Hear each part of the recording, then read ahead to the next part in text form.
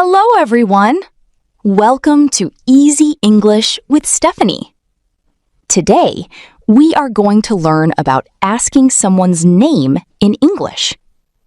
When we meet a new person, one of the first things we usually ask is their name. Learning how to ask and answer this question can help you start conversations and make new friends.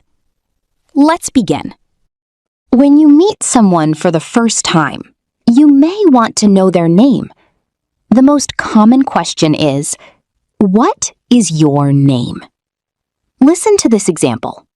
What is your name? My name is Alex. Easy, right? People also often say, "What's your name?" This is a shorter and more natural way to ask the same question. Example. What's your name? I am Ben. Both questions have the same meaning.